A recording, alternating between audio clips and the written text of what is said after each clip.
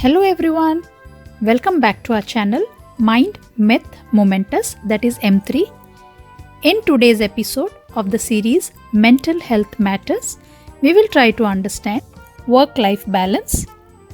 For being mentally positive, one has to balance the work and life. Everyone wants to, but how? This is the first question which comes to one's mind. Let's understand how with few things. Take recess.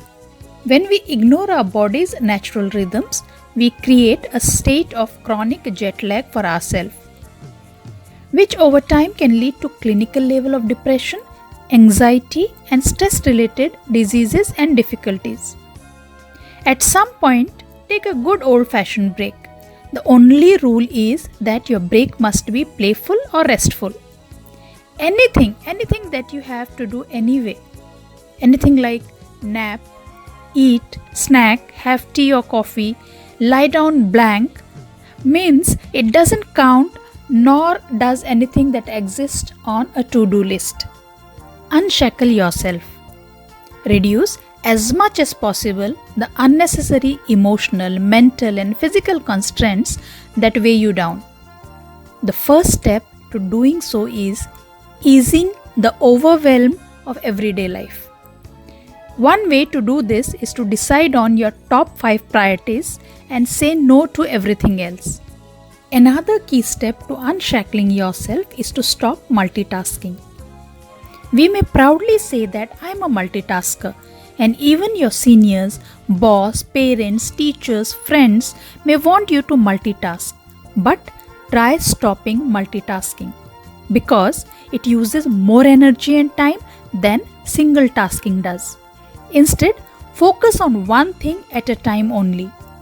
Complete it and then move on to the next task. You will find yourself feel more productive and get things done quicker. Switch autopilot on.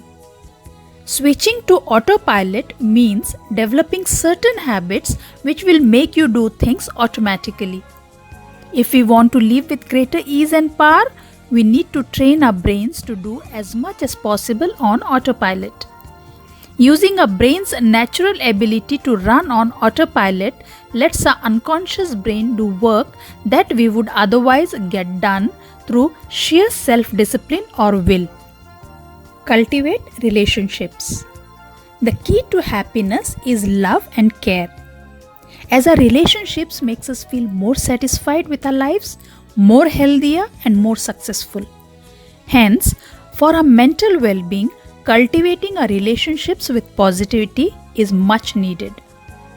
2 things which one can do to improve one's relationships are: number 1, foster positive feelings towards the people around you, and number 2, cope with the ways that people are annoying, disappointing and hurting in a way that doesn't further damage your relationships. That means lower down your expectations in your relationships. It will surely help you to bond strongly. Tolerate some discomfort, not in the negative sense, but in positivity. Life will always include disappointment, failure and risk. You need to develop an ironic comfort with discomfort if you have to truly build strength and ease. As the saying goes, you cannot swim unless you get into the water. You have to accept and adapt to develop your strength and hence face it. Accept the discomfort, overcome it and achieve your goal.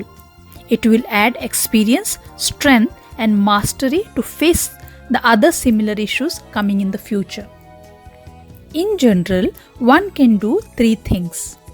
Number 1, tolerate the discomfort that comes from difficulty and challenge inherent in pursuing mastery, because mastery ultimately makes hard things easier.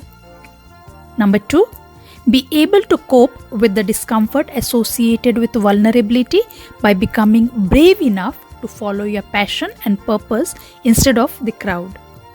Number 3, develop a plan for bouncing back when the going gets tough. In general, To balance our work and life and to achieve more by doing less, we have to take risks, unshackle yourself, switch our autopilot on, cultivate positive relationships, and tolerate some discomfort. Thanks for watching. Please don't forget to like, comment, share, subscribe the channel Mind Myth Momentous, that is M3. In the next episode, we will try to understand the 8 aspects of mindfulness. Till then, bye.